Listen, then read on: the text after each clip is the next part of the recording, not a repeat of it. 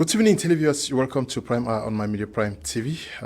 We're going to this day look at what was celebrated yesterday across all 10 regions of Cameroon. We saw Cameroonians celebrate national unity. It was the 54th edition of the celebration that was done in all the sub-divisional headquarters, divisional headquarters, and the regional headquarters, as well as in Yaoundé, in a ceremony that was presided over by His Excellency President Paul Biya, President of Cameroon. We're going to be looking at National Day celebrations on tonight's edition of the program, asking the question as to how to bridge the gap between what is preached and what is practiced in our daily lives. We are going to be discussing with panelists who are with me in the studio. Some of them are still caught in traffic, but Dr. Dimancho Michael is with us. Good evening, Doctor. We're glad to have you. It's a pleasure, Mr. Kum, to be here to talk about Unity Day. And of course, it's a day that is supposed to resonate, at least that kind of excitement in each and every Cameroonian. So when we say we are celebrating unity, we are celebrating a national day. And of course, everyone is supposed to feel involved and, belonging to Cameroon is supposed to be a pride. But in one way, I would say, unfortunately, sometimes it is this day that some people feel excluded. And that is why I think that it is important to discuss about some accents, some elements that should included when we talk about discussing or celebrating a national day. Like we talk about the ceremonial call, we talk about, the participation, and we talk about the historicity of the day, which, of course, all of these things, they bring back to life every facet of Cameroon, and that everybody feels that, okay, he knows exactly what this day is about, because you cannot celebrate what you don't know about. And therefore, when you bring all of these aspects together, then Cameroonians, they feel that, okay, the day is being actually celebrated and everyone should celebrate the day. Of course, with that said, I think I need to give a special salute to all Cameroonians and to say, however or whatever happened, I still say Happy Unity Day, because it is not just a single day, and it's not supposed to be a single day. It is supposed to actually be a period. So we are still celebrating national unity, which should not only be on banderoles, as I said yesterday, on streamers. It should actually be lived. And going by the words of the Pope, unity is not a slogan. Unity is lived. Good evening to all. Good evening to you too, Mr. Raymond Anjume, coming all the way from Limbe, Chitown of Aku Division. We are glad to have you once again on Prime Hour. Greetings to you, Mr. Liu. Thank you so much for the privilege of having me on set, and special greetings to all Cameroonians within the Great Triangle and out of this country, and happy National Unity Day. We definitely do not celebrate it as an event. It should be our way of life. And I'm hoping that those of us that continue to pursue the vision of having this nation united but not uniform, continue to do it on a daily basis. I want to say Happy National Unity Day to you, Mr. Liu, and using you as a point of contact for one of those individuals who have not just been preaching national unity, but have been living it every blessed day in this country. Okay. Dr. Michael Dimancho, National Day, we have speeches and so many talks around national unity, patriotism and development. That is what we heard preached yesterday. But how well do these ideals reflect and lived in reality in Cameroon? Well, already you know that Cameroon, in the first place, is shattered. Cameroon is in disunity. That's already the first thing. And when we talk about celebrating unity, it means that we want to celebrate the efforts that we have put in bringing together people. Because the issue of unity, as I said, it is not just by words of mouth or by slogan and all of those. The issue of unity is indeed in practice, because you do not unite ideas, you unite people. And that is, when you look at Cameroon, from east to west and north to south, it is very visible that there is no unity, because when you look at the north and southwest region, people are disgruntled if you look at the northern region, you find that there is no peace, because unity and peace are like interwoven. You cannot talk about unity when there is no peace. This is after where I'm driving to. To say that there is unity is to say that there is peace. And when you look at Cameroon as a whole, you really see that there is none. But unfortunately, what we have realized is that unity is being preached, which is not actually something that we need to improve on that. One of the things that we actually need to do is that in unity, as I said, we have three perspectives. The first thing that we talk about in unity is actually the issue of the ceremonial core. It is only, in Cameroon is a rare country where you talk about unity, and then on that day or the previous day, the president does not address the nation to talk about the issues that are touching on the nation. To me, it looks funny, because it is utterly on this day. I prefer that the president addresses the nation on the unity day than on 31st of December. Because this is actually the day that it touches the hearts and minds of Cameroonians. And talking about also the problems that plague Cameroonians. And that's why I talk about the ceremonial core also goes, as we raise the flags, there is also the issue aspect of the speech that the president has to actually utter and talk to Cameroonians, cool the hearts of Cameroonians, and give them actually the promises that are important. And this also is followed by what we call the public participation. Because you cannot be talking about unity when there is no participation. And it looks like it is like a show that everybody is glued to the television and is watching to see some people somewhere in Yaoundé or wherever celebrating unity. It is something that we need to revisit, because unity is supposed to touch on each and every individual. People are supposed to participate. And when we talk about participation, the youth need to be involved. We know what we call community events that you organize in the quarters. People should not only organize sporting activities when it comes to campaigns. During the period to the national unity, there should be cultural manifestation in villages, in townships, in communities. During the period leading to National Day, there should be sporting activities that bring the youth together and remind the youth of their oneness, making the youths understand that the country belongs to them and bringing back joy, happiness, putting happiness on faces of people.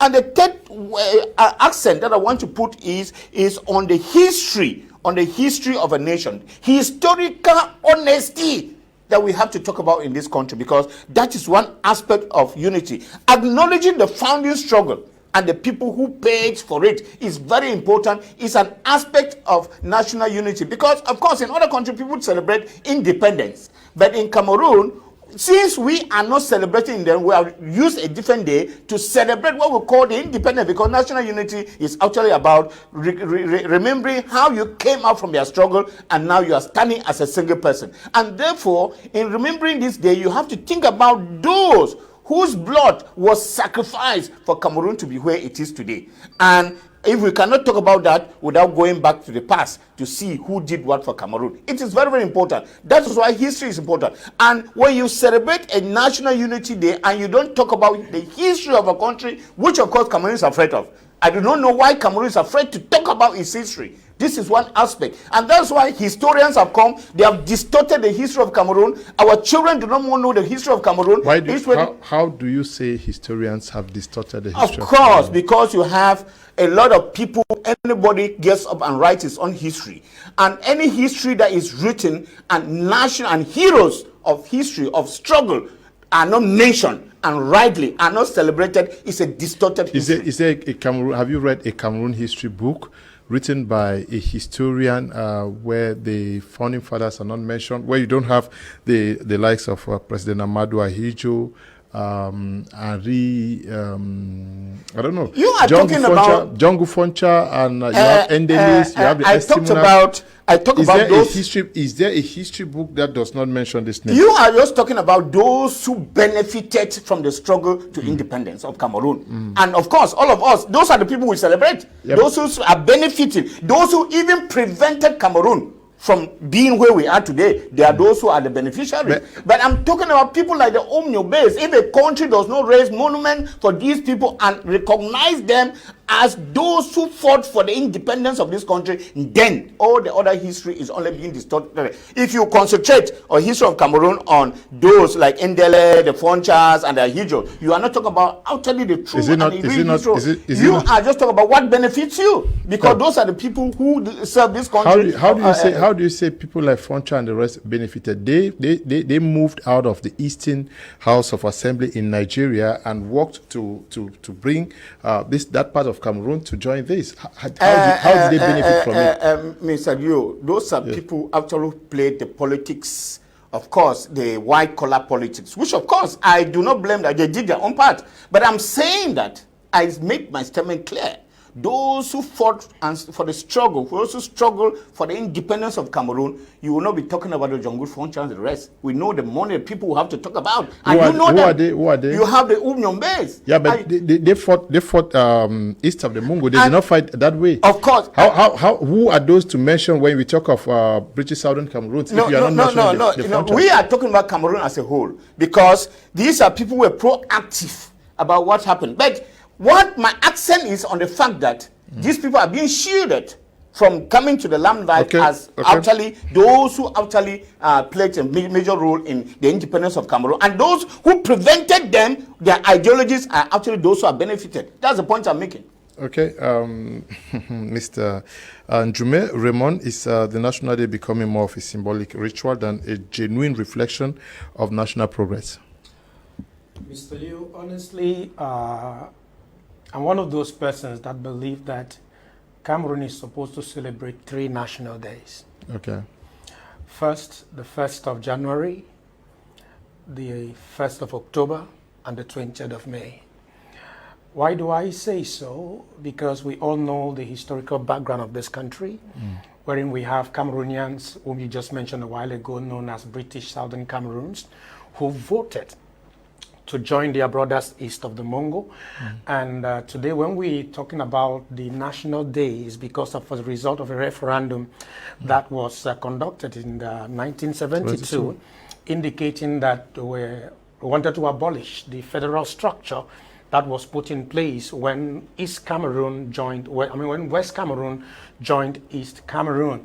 And many persons, as Doctor mentioned earlier, are disgruntled because to them, the 20th of May is a clear indication of the assimilation agenda of British Southern Cameroons. And so what I think is that each time we are talking about the 20th of May, while you have proponents of the Southern Cameroon's agenda trying to say, oh, we're not supposed to abolish the federal structure, it is very important, Mr. Liu, for us to also note that within the West Cameroon structure, we had the Victoria Kumba Mamfe agitation, which apparently was an agitation based on the fact that those of our brothers who were of the Grassfield region marginalized those of the forest zone. The forest zone. And as a result, some people felt that, hey, the aspect of having the referendum to have a united republic will be able to give every community a platform to be able to be felt on the national scale. Which means that what you're saying is that there apparently was some sort of marginalization within the federal structure? You see, Mr. Liu, we must tell ourselves the truth. Our founding fathers left Enugu because of marginalization. They came now at the level of their own territory, where we have the British Southern Cameroons. I know what happened. We still experience marginalization within the framework of those of the grass field, marginalizing those of the forest field. That's why you have the pressure group of the Victoria, Kumba, and Mamfe, because at the end of the day, it's those of the grass field who were occupying most top positions in administration. They were those who were the political elites, who were having all of the positions that marginalized those of the forest zone. And so when the idea of having a united republic came into the limelight, it was a great sign of relief of many Cameroonians of the forest zone indicating that, okay, this will be a good platform for us to present our own ideas, have our own people be represented. So now when we come to the aspect of 20th of May itself, where the central government indicated that, okay, maybe it's so expensive, there is a need for us to come together. Mr. Leo, the aspect of Cameroon coming together is a good idea. A good idea on what premise? Because we must understand that unity is one of the main ideals among many religions. Even Jesus himself, according to John 17:21, made a prayer requesting that his own followers should be united. Now, when the government tried to put up the agenda of unity, it is supposed to be seen not only in principles and policies, but in terms of action. So when you ask me, okay, is the celebration of the 20th of May becoming just a symbol? I would say in the affirmative, yes. Why do I say yes? Because we don't see in reality the aspect of Cameroonians being seen to be united. We are currently handling a crisis in the Northwest and Southwest region as a result of the fact that the central government has not been able to address the aspirations of Cameroonians west of the Mongo. Mr. Leo, it must be told and must be said, national unity can be made a constitutional policy, but Cameroonians must be able to feel the aspect of the fact that they are in a union where their interests and their aspirations are felt. And so when we look across the board, like I watched, I was watching TV yesterday, seeing the manifestations that were going on in the national territory. One thing came to my mind, Mr. Leo. You know what came to my mind? I was seeing those who were in the various grandstands, sitting in the grandstand, watching the future of our children who are marching past in straight line, telling them, oh, your lines must be straight. But yet these guys' lives on the platform are not straight. The guys who are on the stage, on the grandstand, and some of them wearing, like I said yesterday to one of my friends, some of them wearing green, red, yellow, wearing medals. You realize that why they put on green, red, yellow, which is the Cameroon flag, Cameroon is not found in their heart. You find individuals who are state thieves, who are frustrating the destinies of Cameroonians and are not willing to listen. At the end of the day, sitting on the grandstand, they are commemorating a national day. A national day should be a day where many Cameroonians, and if not all, should be excited that, oh, they are lifting up the flag of the nation. But you see flags that were lifted across many cities in the nation of Cameroon. But look at the streets of those cities. You find floods. You find rubbish in terms of refuge. You don't have good roads. And you find individuals sitting in these grandstands trying to talk about valorizing national unity, when in principle, they are not implementing the policies that are inscribed by the Constitution. Okay, we have Barrister Njue Akwen, who has joined us caught in traffic as usual, since she's driving from Bonaberi over to where we are. We're glad to have you, Barrister, and we wish you happy National Day. And the first question I'll ask you is, what should National Day truly represent for a country like Cameroon?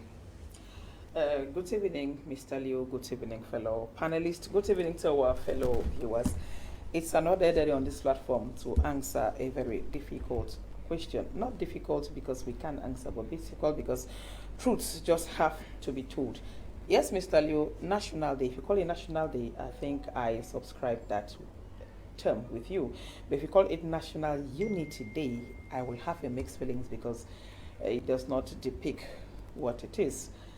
National, yes. Cameroon has a right to celebrate a national day. Every country has a right to celebrate a national day, to choose a day set apart to celebrate, where all the citizens of that country, they come together to celebrate that day as one people, or as a people belonging to a nation. But today, are we talking about a national day? If it is 1972 that we are still celebrating, 20th May 1972, that day was a day of national unity. It was a day when the United Republic of Cameroon was being celebrated. When the two Cameroons came together, the East and the West Cameroon came together to become one nation. But somewhere along the line in 1984, we start to hear of the Republic of Cameroon, La République du Cameroon, which was a name given to another territory, a territory that became and joined the East Cameroon. That was their name. So if we put 20th May as a day of national unity or a national day, in fact, I don't know, we are celebrating a different thing on a different date. It means history have to actually be rewritten. If we are still celebrating that national day, then we should go back by the appellation United Republic of Cameroon. It will reflect that day. If we are celebrating, in fact, I don't know. If we are celebrating the day to reflect 1972 years, because we are still talking about 54 years ago that we came together. Then we are talking about celebrating the Republic with the Republic of Cameroon. How does that, what do we tell our children about history and about the change along the line? How is this a reflection? And then, but okay, if we have to say National Day, maybe we go back to the day that Cameroon was changed again from United Republic of Cameroon to Republic of Cameroon. Maybe we take that date.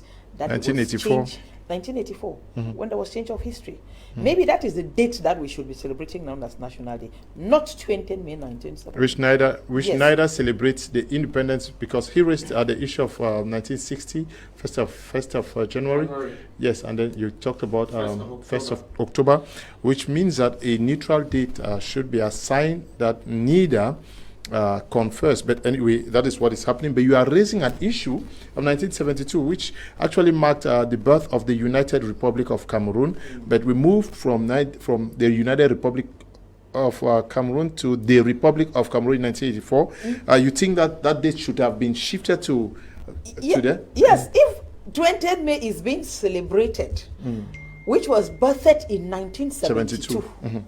We cannot be talking today of celebrating. It was birthed with the name United. It was baptized with the name United Republic of Cameroon. That was what we were celebrating before 1984, which was absolutely correct. But after 1984, when it went back now to the Republic of Cameroon, that was the birth of another baby and should have been given a different name. And if it is that, oh, we have come to this point where we don't need to say we were united, we just need to say we are one people, then we need to have a new birth certificate and a new birth name and celebrate another birthday. But if it is that very one, then something is very wrong somewhere. And that is why I'm saying that history will need to be rewritten, because I don't know how to explain this particular aspect to my children. It was United Republic of Cameroon. It was Republic of Cameroon. We are celebrating the same day. What are we celebrating? And if it's okay, it is Day of National Unity. Is that true? Can we actually today, we actually say Cameroon is a united nation. Cameroon is a united country. Because I look at the banners yesterday in Yaoundé, all the posts what I carried. Let's live together. Unity, one and indivisible. No, that's the wish. That's the wish. That's the wish of the government. 54 years after, are we saying that we don't grow? Is it that Obanje child that was delivered, that child does not grow? Because these are things that are supposed to have been foregone conclusion. Unity should supposed to have been part and parcel of us. Living together should have been part and parcel of us. We should have grown that level, and now we are on another pedestal. Talking something different on a higher pedestal, and not talking something 54 years ago. My dear brother, 54 years ago, if I was born in 1972, I should have been a menopause woman by now. So we are still talking about living together. A man that was born in 1954, then I should be suffering from erectile malfunction. Are we still talking about living together, united we stand, one and indivisible? It means that something is wrong somewhere that for 54 years they have been unable to fix. They are trying to fix it. So how long do we take to fix one thing? The thing that distinguishes us in Africa is that unity, English and French, because so far except Rwanda that is coming up now, the old generation is speaking French, the new generation is speaking English. Cameroon is the only bilingual country in Africa. That is what distinguishes us from the others. Cameroon has that two people speaking English and French camp. When you go to another country, you say, okay, you speak English. How? They're trying to imagine how. The two of you, you are speaking this, you are speaking this. How do you communicate? What is your legal system, your educational system? How do you communicate? And so on. And they are looking at us. We are like a kind of species of people. And then people really envy to be like us. And then we are still singing the same song that we sang. It is not an anthem. So when you have reduced the values to become mere slogan, unity is a mere slogan. That is the best way I can put it. It may sound sarcastic. Living together, it's it's like a woman who is married to a narcissistic husband, and that husband says marriage is for better, for worse, and he doesn't treat you well. And one and indivisible is like an insult. In fact, it's more of an insult on Anglophones, yes. One and indivisible is an insult. Because we are not one and indivisible. Yeah, but because when they say, let me finish, Mr. Leo. For instance, when somebody said 2 cubes of sugar, did that person ever tender an apology? Was he reprimanded? Yeah, but so how do we say we are united? We are one and indivisible? No. With those kind of expression. When people say, va avec votre Anglela, va parler votre Anglela, are we a united are we preaching unity here, or actually? No, we are just asking because it seems as if it's a marriage where one person, one person is giving too much. When we talk of unity, why do we limit the unity between to only signify unity between Anglophones and because that was the Union Treaty. Mr. Liu, the Union Treaty was not between Anglophone and the Northeast, Anglophone and Northeast and the Central Belt. When they say national unity, I'm not sure. He raised the issue of even amongst the Anglophones. Yeah. He raised the issue of Vikuma, which is Victoria Kumbamanfi. Was there unity amongst Anglophones themselves? Absolutely not. And even up till now, you know, as much as the political divide is concerned, of trying to compare, have the Northwest and Southwest form what you call an Anglophone subsystem, to have a two-state federation. You've always had that drive where the Southwest political leaders say, no, maintain your Northwest community, let's maintain our Southwest community. So the aspect of unity which is being preached, truth be told, we have a few anomalies. Because we have, let's take even amongst the Francophones. Look at, I don't know whether you follow what happened in Zoaitele. You had people from the West region who are chased, and this was not the first incident. We've seen the situation in QC and the rest. So I don't know whether it is only a division amongst Francophones and Anglophones, or it is a national issue. Mr. Leo, it's a national issue. And because it's a national issue, we must look at it from a very broad spectrum. Now, number one, I said earlier, the idea of having national values that embody both Cameroonians west and east of the Mongo is very primordial and essential in all that we do vis-a-vis the nationhood of Cameroon. And now, when you ask the things that are happening within the Northwest and Southwest, even within the Southwest communities, you have conflicts. You have intertribal conflicts coming up now and then. Even within the Northwest. Everywhere. So what I'm trying to say is that preaching national unity is very important to understand that there is a need for our uniqueness to be valorized.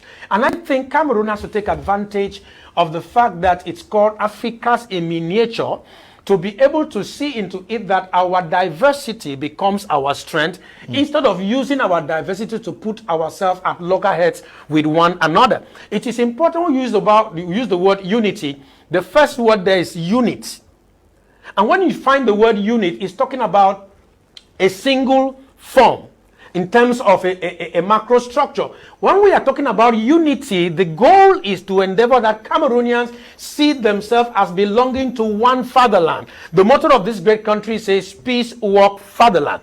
Which simply means that we should be able to know that this nation belongs to each and every one of us, and it is our collective responsibility to make it better than we currently met it. But the truth of the matter, Mr. Leo, is that the elites that we have and the government that we have in place have not been able to demonstrate goodwill ultimately across the board in terms of doing what is required for Cameroonians to feel that, hey, I belong to Cameroon. Barrister made mention of a certain remark of an authority a while ago. We've heard remarks during the Anglophone crisis that you are dogs. An administrator, calling a group of persons dogs, and there were no repercussions. And that simply meant that, okay, you can sit and make derogatory statements about a group of people, and then there are no accountability, and the head of state is very much aware of these statements that have been made. What is expected is that there must be accountability when individuals take actions that are antithetical to the unity drive that the nation is trying to uphold. But we have seen with great impunity how some people who are in positions of power say whatever they like. In fact, let me not go very far. Recently, we are talking about unity drive. A community in Littoral banned Achu. No, it's fake. I'm coming. That was fake. Achu Sunday. That was fake. Okay, that was fake. Okay. What I'm trying to say is, I'm trying to simply say that it's important for us to know that we must accept one another and live together. But the challenge that has always been with us as a nation is we preach living together, but eating together has always been a great challenge across the board. Okay, eating together has been a great challenge. We talk about national unity, and almost everybody is talking about challenging living together. But there is a commission that was put in place, multiculturalism, and yes, bilingualism. One of the mission is to bring Cameroon enjoy its unity in diversity, making each community to recognize the importance of the other, learn to respect and value them so that we can live together. How can you judge their work so far? Of course, they had their career de charge. And when we talk about multiculturalism, bilingualism, and all of those things, of course, I'm privileged to say that this is a course I teach at the University of Douala. And you cannot talk about multiculturalism, bilingualism, and all of this without looking at, the different cultural groupings that we have. And when you already start talking about the different cultural groupings, you are talking about history. You have to accept them where they come from, because in effect, you have people with different inclination, different practices, which we have to accommodate. And it is a very, very big thing, because when you set a convention like that, you think that it's just an easy thing to get, and you first of all have to bring the people together. First of all, make them understand that history. That's why each time we keep on talking about unity in diversity. It is very important to note that in as much as we are talking unity, we have our own diverse cultures which we have to accommodate. And that's why I kept on talking about the issue of history. That bringing Cameroon, the two Cameroons together is already something, a very big deal for that commission. Because you see, people don't know, before 1961, what was the French Cameroon celebrating? They were celebrating the Bastille Day, which was usually, or the 40th. Yes, exactly. And what was the Southern Cameroon celebrating? The Empire Day. We have to take into consideration. And I'm bringing people, because the Bastille was about France, and the Empire was like the Commonwealth in Britain. Bringing this kind of grouping together with people with different mindsets, historical background was important. Now you come now, up to 1972, as we are talking about, you prefer to celebrate a referendum, a unity, and not unification. Because unification took place when? That was on the 1st of October, 1961. And that is what we are supposed to celebrate. But people prefer to go and celebrate what they call unity, which was fabricated, a referendum, a simple referendum. This is not more historical and more important than 1961. It is not. And we have to take that into consideration. That was really a bone of contention of people. Then how do you go celebrating something? And we thought that if 1961 was historical, as we said, because we joined, remember what Izzy Fonchao said, we are so happy to join our brothers east of the Mongo. Of course, that was about that unification that we had. And when you are happy to join your brother, it means that you're happy to celebrate the brother. The Empire Day is still being celebrated today. As what? Go on. Well, that's in London. It's a Commonwealth Day. Today is called the Commonwealth Day. No, the 11th of February was the Empire Day. Well, now it's Youth Day. Anyway, now you see how distorted issue now are. Because you will change the Commonwealth Day now to a Youth Day, which has no connotation, which has no resemblance. So it is a problem. We have had distorted issues of history in this country, and a lot of people are keeping that. Now, the bilingualism and multiculturalism commission that is there, it appears as if they are much more of an administrative and office kind of a commission, because we are supposed to see them lead. Because I talked about bilingualism and multiculturalism being the culture of a nation, and when I started this program, I said one of the things is the ceremonial core that leads to the National Day. And when you talk about the ceremonial core, you talk about the speeches, you talk about the raising of the flag, and then you talk about the community activities that are supposed to lead. And community activities are not just organized in the air. They are a reminder of something. Because every country celebrates a reminder of something. In Cameroon, we do not celebrate, as I said, other countries celebrate Independence Day. But in Cameroon, we are not celebrating Independence Day. But then, we are supposed to chart a way forward. First, at the level of university, there's no academic discourse on that. If you watch all over, you didn't see any university organizing roundtable conference as they do on Labor Day, do on Women's Day, do on this or do on the other day. Now you are coming to the question I asked. I'm sure I asked. I don't know whether it's you or no, senior barrister, which was asking what should National Day truly represent in a country like Cameroon? Exactly. Because you are trying to say, okay, we need to revisit and colloquium should be organized. Mm-hmm. So, and what is happening? They have given a commission a responsibility towards this. Mm-hmm. And when you saw those banners, there is none that is signed by the multiculturalism, because it is like a day like this.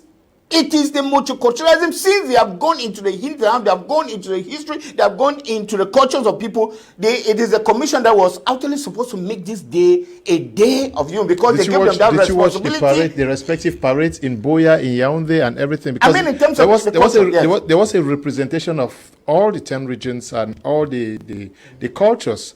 If you watch Yaoundé, you watch Boya and other places, there was that effort. Yeah, what I'm saying is that, okay, you are talking about what you saw. The National Day is much more than the spectacle that you saw, the parades that you see. It is much more lived in a way that you don't even see with your visible eyes. It is much more lived in the hearts and minds of people. Yeah, how should it have been lived? First, I talked about, you cannot talk about National Day without talking about peace in the country. What was done towards, because I said one of the ceremonial core is the speech, where you call for an appeasement. This is one thing that cools down the hearts of people. What was done towards this to show that we are going to celebrate the National Day, apart from the military training, apart from the political parties who are practicing to march, apart from the young girls or majorettes and all of those that they pay to go and balance, and that's what we're watching on TV. What should have been done? What would have been done is that, I'm just saying, and you do not want to understand with me, is that they were supposed to get into maybe cultural groupings, go get into even the schools that they outside practice, that the schools should be able to make an exposition, of exchanges and all of those. We also talked about the academic discourses that were supposed to be to talk about what is it and talk about things without taboo. Because we realize that there are issues that are in this country which are taboo. They are supposed to leave it open. Let people discuss back in the villages. How was it lived? Because even when I called in my village yesterday, I asked, how was it? Nobody went out. Because people concentrate only on the marching. There are a lot more of things, organizing cultural activities, sporting activities. They used to come out and feel involved. Why did people not go out in Noni? Well, your answer may be as right as mine, because they did not preach peace. Why have they not been going out? Even in Womb, they have not been going out in many occasions. No, it there was much past in Womb, there was much past in Zwa and other places. Well, that might have come this year. And we should be honest to say that maybe in the past few years, they have not come out. And we know why. Because we want to celebrate the National Day as a spectacle. We do not want to touch the hearts of people. And that is why the negotiation had to be. We needed to negotiate peace. Peace is negotiated. Are you saying that when the United States of America is celebrating its National Day, when they are at war, the years that they are at war in different parts of the world, they don't celebrate the National Day because they are at war? Why are you comparing Cameroon with a state and the world? No. We are talking about our people. Cameroon is at war with itself. It's not at war with another country. No, there is war with Boko Haram. I mean, is this an external war? The Boko Haram is still the sons and daughters of this country, Cameroon, and they have to preach in peace. And we have heard what they are reivindicating. What are they reivindicating? You are asking what they are reivindicating. First of all, what is the cause of Boko Haram? Some people think that it came from Nigeria. Boko Haram is caused by politicians who have impoverished the poor, the young people. You are a politician, you don't want to empower the youth. And what you want to do is that when you go back to your various villages, let me finish. When you go back to your village, like in Womb, you want people to come and adore you, and then you give them 500 francs. You do not want to empower them to, forget about issues of terrorism and all of those things. Doctor, Boko Haram is an organization which has been described as terrorist organization, which has an objective to establish an Islamic state that is going to span from Nigeria, Chad, and Cameroon. The same what ISIS wanted to do in the Middle East. Let me give you a response from a government minister. In 2014, Mr. Issa Chiroma said, Inya Paulo Boko Haram Cameroon. You should understand that. I wrote a paper on that. The Boko Haram Cameroon was a name that was adopted. And immediately the Boko Haram Cameroon came, Coupé Rouge stopped. Have you ever asked yourself why? Let us be able to get into these things. I take exception to those things here because these are international issues. We cannot come on this platform and say there's no Boko Haram and that it is a creation of our politicians. No Boko Haram. We cannot prove that. No, we cannot prove. I cannot prove that. I cannot take responsibility for such assertions. We're talking about national unity. I know that Boko Haram has an agenda, and we know its leaders. Its objective is to establish a state that spans 4 nations, like ISIS wanted. They say they don't want Western education. It is something that is known to everybody.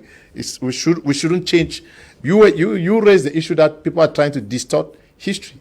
You see exactly what this issue you are discussing. If your viewers want, I will send a paper and I will share with your viewers. No, please. That is your thought. Saying no. That's your thought. Talking about that is your thought. It's a discourse. The fact that you say no, it doesn't cancel the fact that that is your thought. Boko Haram Cameroonese. So don't disturb me. To defend me. Please. I take responsibility for what I'm saying. No, there is no Cameroonian Boko Haram. It has been Cameroon Boko Haram has been Doctor, maltreatment of the youth of Cameroon. So when you tell me, just say that is my point of view. Doctor, you cannot take responsibility for that. No, you cannot.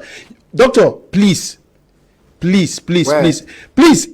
somebody is going to be sanctioned here, it is me who is going to be called up, and this house never. Please, any information that you send out which is not right, you are not going to be sanctioned. It is me who is going to take responsibility for that. Severally, we have been called to Yaoundé for the things that you say, and never a panelist is going to be called. Please, that is why I say I take exception to it. When you say you take responsibility, the day sanctions are coming, they are not coming to you. You'll be sleeping quietly.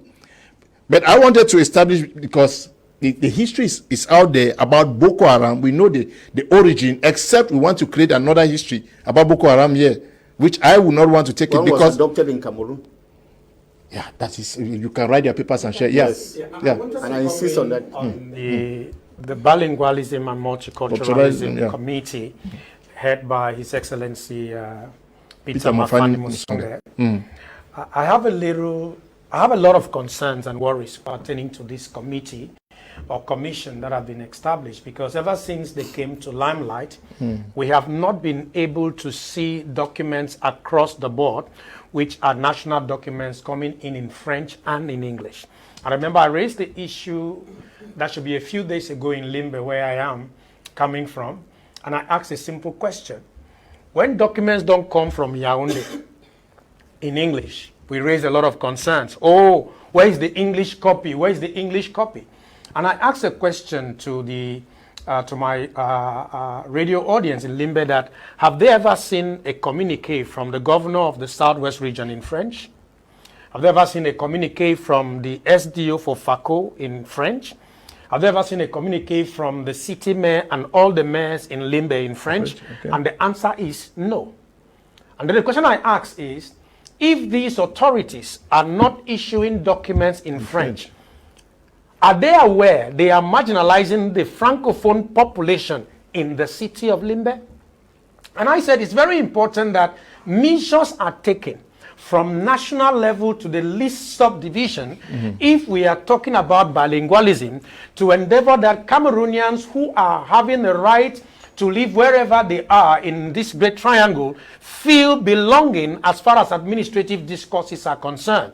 But the tendency is, okay, we are in a predominantly English-speaking zone, so those who are French-speaking are not a priority. No, that should not be the narrative. So I'm calling on the Bilingualism Commission to endeavor that in every administrative unit, documents are published in French and in English.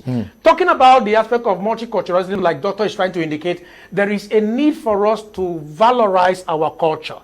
And people must be taught in terms of our own different languages. For instance, French and English are the official languages in Cameroon. But you will be rest assured, Mr. Leo, that in many towns in Cameroon, you don't have local dialects being taught.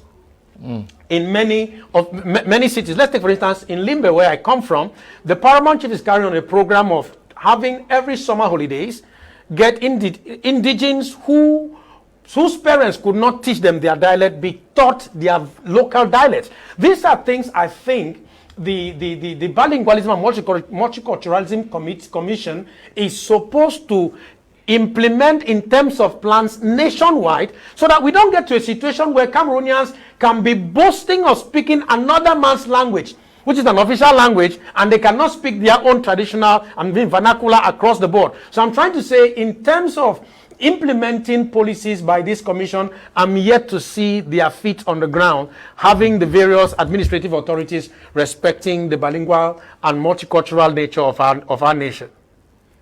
Okay, how do we track commitments that are preached during the week and after the celebration, engaging, looking at the government structures, track how they ensure that what they preach is being implemented? Barrister? How do we track it? Yes, you have government officials who today are going to talk about this. And in the course of the year, how do we track to make sure that what they preach is what is being practiced? The question should have been, why should Cameroonians always need to have a whip on their buttocks to do what they are normally supposed to do by their job descriptions? Why would we need tracking? If that is what they are supposed to do, then they should do what they're supposed to do. Because each organization, or each institution, they have a mandate. And their mandate is to do, their mandate defines their function. And in which case, after each year, they should present an account. They should give us accountability of work, or their balance sheet of how far their work has gone. Because we must, if we want to question or do a tracking, we must do a tracking based on what has been presented on the table, that by this mandate, this is how far we have gone in our first year of office. Our second year of office, this is what is remaining. Then we can start to do tracking from there. Okay, you first said this is what you have to accomplish.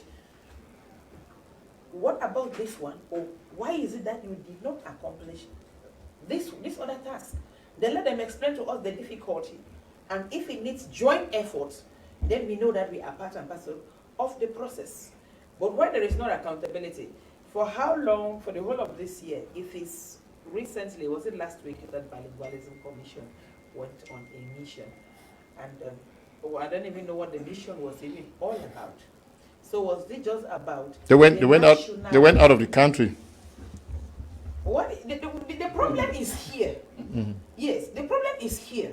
If you don't unite the minds of Cameroonians here, if you don't promote the culture here, those abroad, first of all, those abroad, they have already adopted the culture of those people, so they are mixed there. So where are we not concentrating at home? You look at it, going abroad is justifying budget for movement.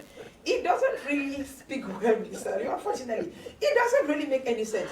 The charity is at home. Ask the common man what is bilingualism commission. They will tell you that they heard about it. Wait, Mr. Liu, they heard about it. Was it in 2016? No, 2018. Then they heard about bilingualism commission. And they were expecting that. Bilingualism commission, let me tell you what a layman understands about bilingualism commission. It means that they were supposed to be the police of police to the normal citizen to see that anything that is in French must also be in English. If you have to put a billboard here, if you're making an announcement in English, in French, the same translation must go in English. If you are doing a packaging, the same translation must go in English and in French. If you go, that is what a common man understands by by the task of bilingualism. That commission, the bilingualism commission. If it is not balanced, if one language is still dominating, if one culture is still dominating, if a group of people are still dominating, then the task of that commission is still one thing. But my question was it actually necessary? Why was there? Where did that rift came from? Because that unity should have been promoted from the beginning. We would not have been talking about creating this commission. Commission do not solve problems.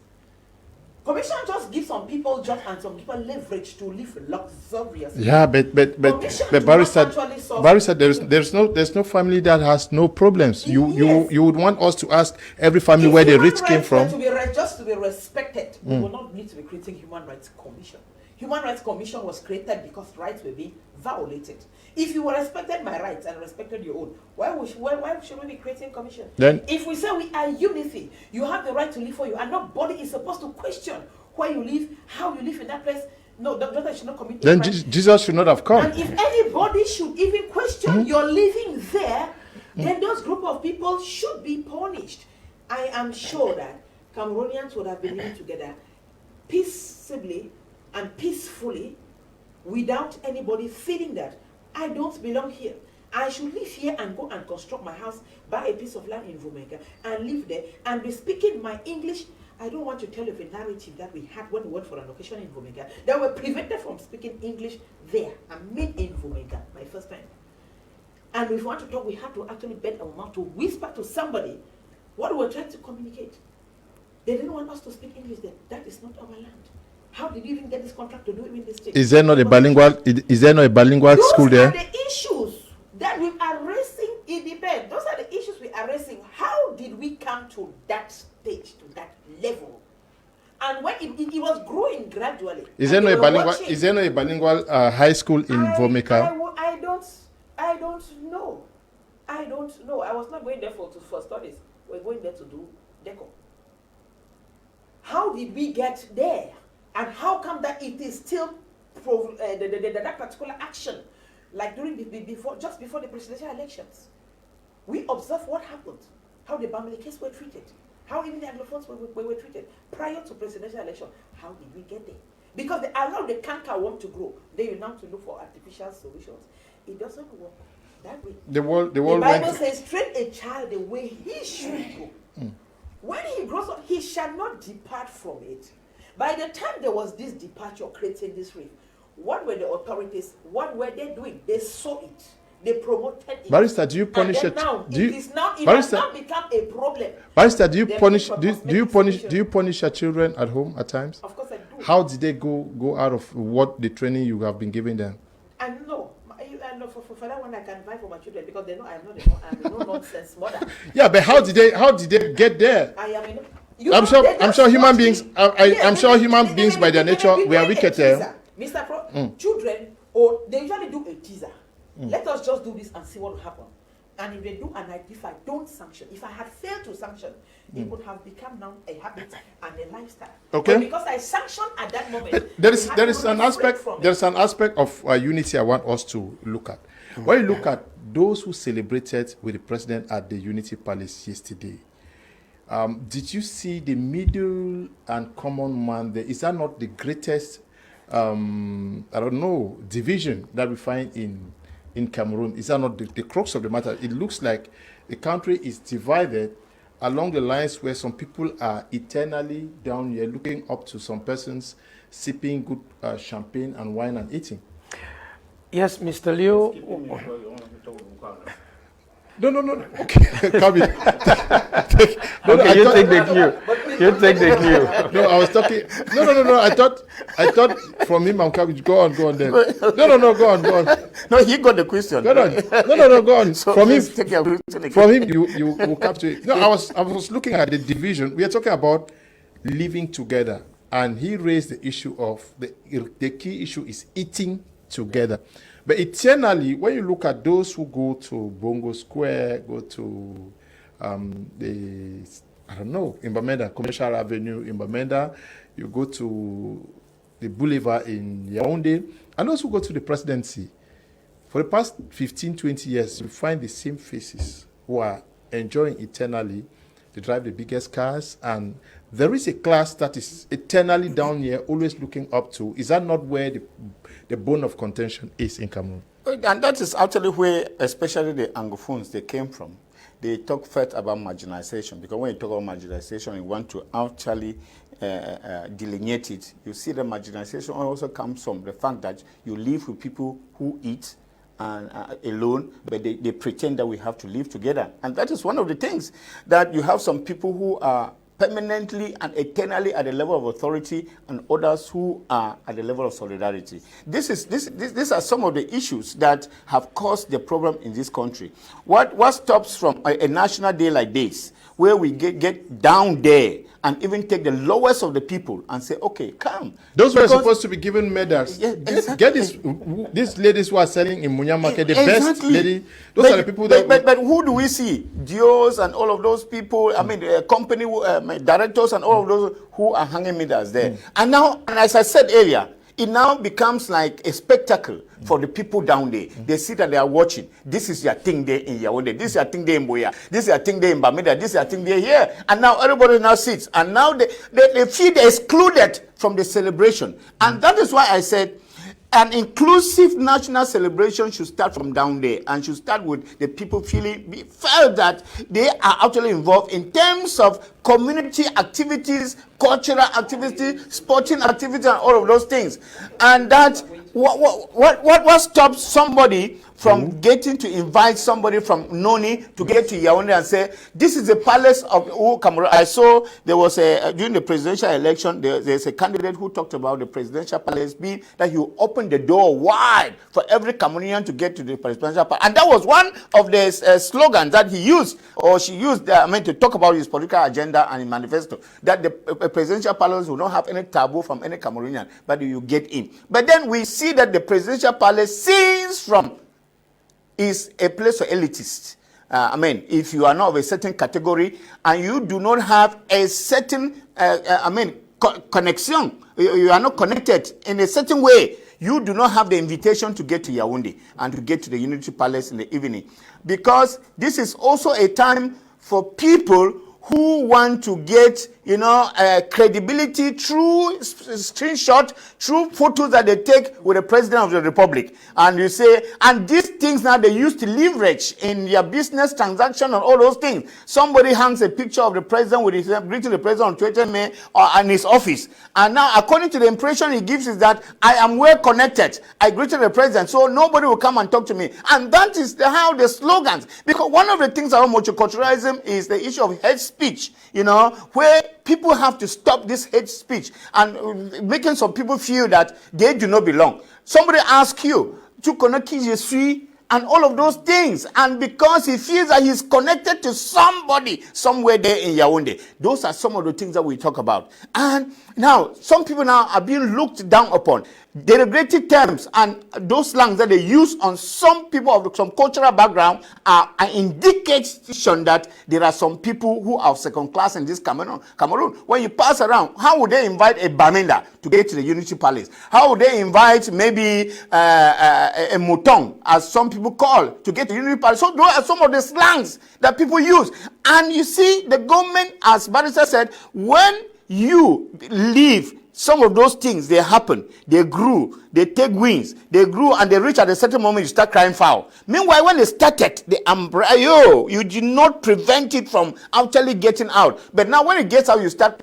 In 2018, there was the issue of this issue of Tontina and Sardina, all those things. Somebody was listening, somebody was watching. It was like, okay, people are using their political slogan, but it has become an issue and an insult in this country. So you find that it is like we live together, we do not eat together. And you actually know that a hungry dog is a very, very angry dog.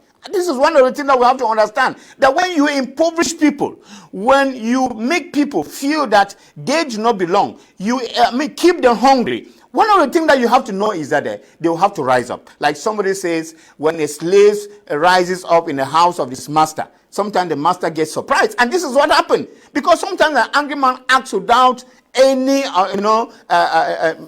understanding or any it's frustration. And many of these things have happened in Cameroon out of frustration. When you have people who live in some region, they start driving them out of that region. There is a certain point of frustration. We have Cameroonians who are hardworking. That is true. But should you be punished, or should you be discriminated upon because you are a hard-working person? Because we have seen Cameroonians who are working in some areas, and some people, they are driving them out.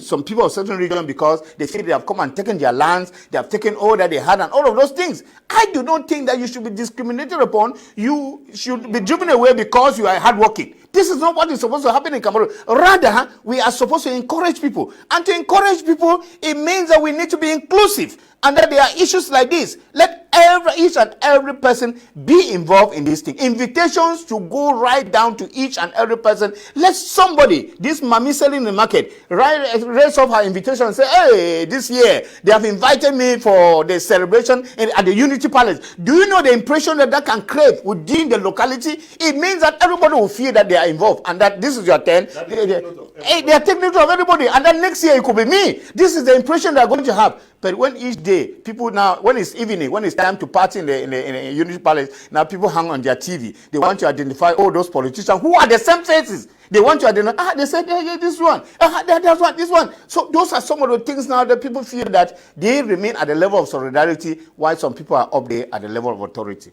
Okay, at the level of authority. Messages of national unity dominate celebrations across. We saw the banners, especially very beautiful banners from Boya. Yesterday, I don't know what I saw them. Yes, why do divisions, regional, linguistic, political divisions, why do they still persist? Despite all the banners, Cameroon, we are living together, the blessed nation. Is it that it is written by some persons who are not themselves involved in... Mr. Leo, before I get to your question, I want to react to what you talked about, the Unity Palace. Okay. You see, in a nation where meritocracy is not celebrated, where a group of persons hijack the state architecture... They receive all the medals every year. Mr. Leo, without flattery, in a nation where justice and merit is supposed to prevail, you deserve a medal for national unity. I don't want to flatter you, because I'm trying to imagine that with all the work you've been doing on set every day, conscientizing Cameroonians, state officials will not be able to say, Mr. Kum, for all you've been doing, the nation rewards you for the work you're doing. But no, you don't belong to the cabal that feels that you must be singing their praises. Whereas nation building is not an aspect of you belonging to a particular political party or a class, but being able to drive across an idea that galvanizes the entire nation on the same vision. And so when you're talking about, the same persons every year, are you being aware? Some people now, you receive medal based on network. I want to say to those who received medals yesterday, those of you who merited it, congratulations for your service to the nation. I want to say that keep up the good work you are doing. And for those of you who use your network and connection to put medals on your chest, when you are apparently the enemies of the nation, I want to say shame on all of you. I want to insist, shame on all of you. You know why? Because you keep medals on your chest. as those who are valorizing the state of Cameroon, and at the end of the day, you continue to take this nation back on a backward drive. So coming to your question, it is a wise judgment of the President of the Republic, because the letter that is sent to you, they say the President of the Republic recognizes what you have done. You cannot shame those who have been recognized and distinguished by the President of the Republic. Just continue. All right, fine. So I want to say, Mr. Leo, that you've raised a pertinent question. We have a problem of leadership in this country where the younger generation does not have models that inspire them. Mr. Leo, imagine, for instance, on a national day, okay, they choose the best of the best students in academia in terms of classes from each region, that you have to meet the head of state of the republic. And then a mother sits at home or watches the child on TV because of excellence, meeting the #1 personality of the state, saying, congratulations. Mr. Leo, that image will stay with that child for the rest of our life. Yeah, but I wanted to quote the instance internationally. He said, no, I should not quote in the United States of America. There are persons who save persons from the train station, who do exploits. These are the persons that the president himself calls up and then gives them medal. So I'm trying to say we need this kind of inspiration in Cameroon. It must not even happen with the president. It should happen with the mayors. It should happen with the SDOs. It should happen with the governors, where you inspire the next generation. Because at one point in time, I'm trying to ask myself, imagine, for instance, the governor of Littoral leaving to visit a school. You understand? And sits in class with the children for a moment just to inspire them that I am with you. We need individuals who are servant leaders across the board in this country who could be able to inspire the next generation. Now, coming to your question on why do we have divisions at the level of regions, at the level of subdivisions, at the level of slogans, with all the slogans. Mr. Leo, if I remember vividly, in the book of James, all the conflicts we have in this world emanate from our hearts. That simply means individuals have their personal ambitions, have their personal egos, and by the time those egos are not satisfied, they get into conflict situations with others. And so all the wars we see in the world and the crises we see in the world are simply byproducts of the wars that are going on in our hearts. And like human beings, issues of diversities are natural. But you see, Mr. Leo, there is a wisdom I always gather from the human body, the human part. Have you noticed that your hand has never been on an argument with the leg? That now I want to be the leg? The reason is simply because by virtue of God's wisdom, every part is playing its role in the collective body. And because there is no conflict, because each person knows that this is my role I'm playing. I said to us some time ago that this human body has 11 systems that are functioning to make this body work. You have the respiratory, you have the digestive, you have the nervous system. All of them are interdependent until we get to a point in life where we understand that we are supposed to be interdependent, not independent. Then we will continue to have conflicts. You must also come to a place where you must know your role and your value and be able to maximize the potentials in your position so that you don't crop in. Because biology tells us each time you have cancerous cells, what happens? It means that they are going beyond their normal design by nature. So at the end of the day, men and women must be taught that, listen, you are supposed to be in complementary relationship with one another and not in a competition. So the various conflicts we have across the board are emanating from our personal egos and the mentality we have that we must dominate others. We must think that we must make others, we must feel superior so that others should know that we are more important than them. If we each must understand and have in mind that God has positioned each of us in our various spheres of influence to maximize our potentials, we will be complementing one another instead of competing with one another. That leads to the multiple conflicts we have in our society. Okay. Barrister, I hope your volume is going to be the best this time around. What practical steps can bridge the gap between the rhetoric of unity and actual national cohesion? We have to go back to the drawing board, Mr. Liu. Okay. We have to go back to the drawing board. Let us go back to the Union Treaty. What were the terms?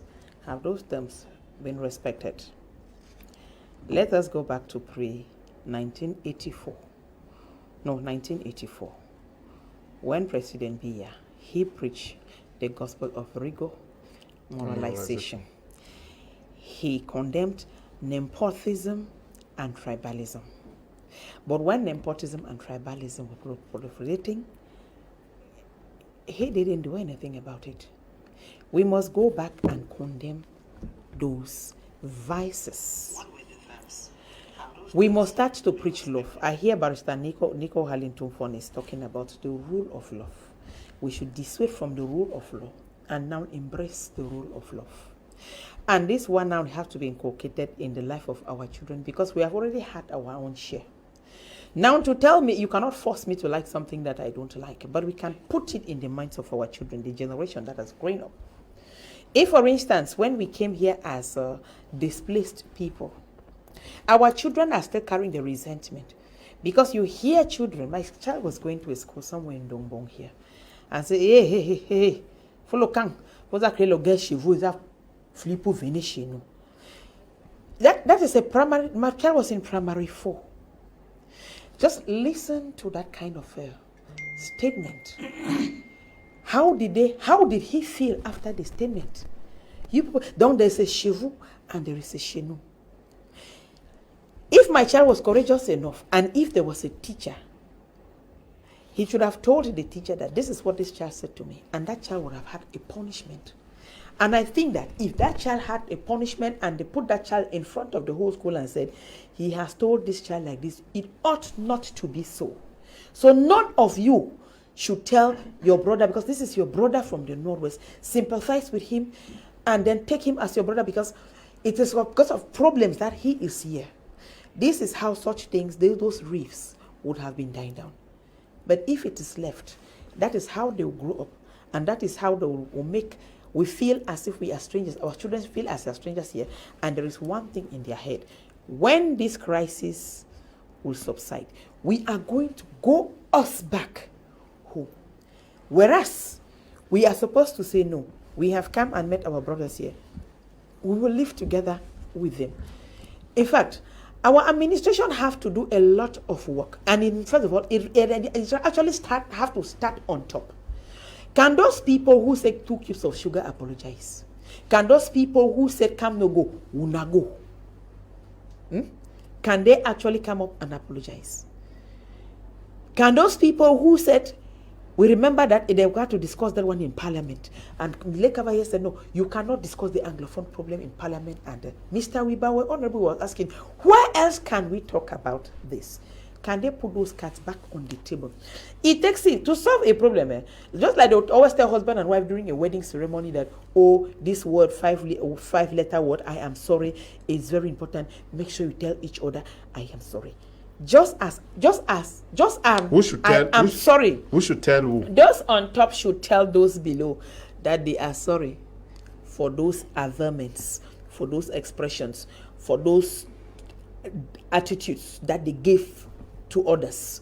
They should tell, and they should treat everybody as one, not as Anglo, Obami, or Motong, or whoever. Those applications, where were they coming from? Let me tell you a small story. I was in Rwanda in 2018, and I, out of curiosity, I just asked this attendant at the airport. We were just having a conversation, and I said, are you a Hutu or a Tutsi? She looked at me with disdain. She looked at me, you can see that my question was like word in her eyes. Like, where is this one coming from? We have passed this level. And then you know the answer that she gave me? I am a Rwandan. And when I went back last year, I made sure that I should not ask that kind of a question. These were people who had almost the same problem like us. But they have passed that level and they are living like one people. Why are we still there? Because they had a leader that says, we are Rwandans. We must think and live Rwandans. And a Rwandan is dangerously patriotic. You cannot do nonsense in their country If you're a foreigner, you cannot do nonsense in their country. So our leaders have to work hard. If they don't know what to do, let them ask from some other country that have succeeded. Tanzania is the United Republic of Tanzania. How is it? Power is shared between Tanganyika and Zanzibar. Sumolo Samia is from Zanzibar. She is the current president. After her mandate, it will come back to Tanganyika. If power is being shared and it is rotative, we will have this one sense of belonging. We will not feel like a marginalized people. We will not feel like the inferior people. We will feel like one, because that is what is going to enable us. Rotating how? Yeah, rotating. Let it move. We came together as two people. Let power rotate between those two people. The National Assembly. Why would one person rule the National Assembly for 30 years? How long was Estimuna there? And when Estimuna left, Fonka Shang, how many years? Fonka Shang did just like 4 years in the level of National Assembly. Thereafter, Bakabet for 34 years. What accounts for that? Was he the only person? And then if you go to the National Assembly, let me tell you something you don't know. If you go to the National Assembly, you look at those who have been the presidents of National Assembly. Fonka Shangda was the immediate predecessor of Kabaye. His picture was not there. Eliminated. Where? In the National Assembly. Until his grandson, who is my colleague, Barrister Fonka Fonwe, wrote to the National Assembly, drawing the attention of President of this is President Kabaye, that my grandfather's picture is not there, and you succeeded my grandfather. Why is his picture not there? It is after you, it is Estimuna.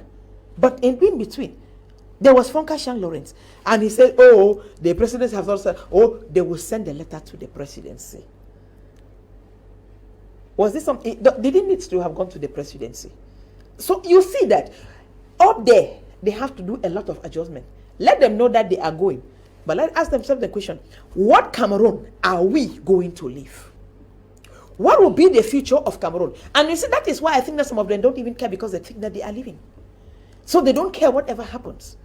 But if they don't bring back patriotism, I remember in the days we're growing, we were singing, your day was patriotic songs. 2010 May was that patriotic songs.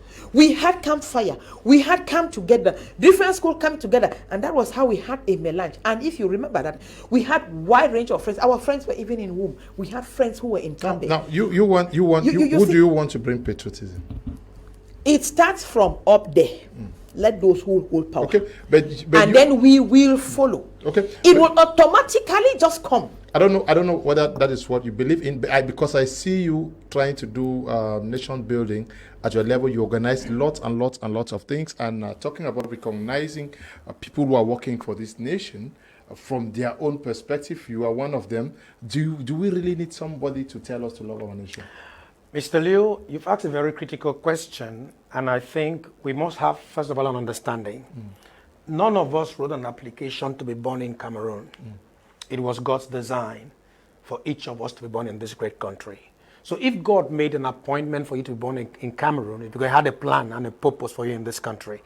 And so while Barrister is trying to say there is supposed to be a leadership from our leaders, every Cameroonian must be proud to be a Cameroonian. And because you are proud, in fact, let me put it this way. I thank God I'm not an American. I thank God I'm not a Nigerian. I thank God I'm not a British. In fact, if God were to ask me, hindsight back, Raymond Jumenji Kankwele, where will you love to be born? I'll still tell God, bring me back to Cameroon. That is to simply tell you the passion I have and love for country. Every Cameroonian has a responsibility. The challenge we have in this country is we have mastered the art of blame shifting. And the last time I checked, even in the Garden of Eden, when Adam did the blame shifting, I thought God would tell Adam, okay, you have done well since you have shifted the blame to your wife and your wife have shifted the blame to the devil. God punished each and every one of them. What I'm trying to say is Cameroonians must get to a place where they count it a privilege that God sent them to this God-so-blessed country and be able to do everything needful in their spheres of influence. I asked a question the other time, and this is the question. Many of us want change in the macro Cameroon. I remember I gave you this illustration a couple of months or years back that I was doing a corporate talk in an institution, and when I was talking to the people, I was telling them about Cameroon, my family, and I asked them a question: what would you love to do differently if you were the president of Cameroon? Everybody was like, oh, I will do this, I will do this, I will do this, I will do this. The next question was, do you need to become the president of Cameroon to bring about a change in your sphere of influence? The hall was quiet. Then I said, okay, you are the head of department of this company. In this department, you are the president of that department. This change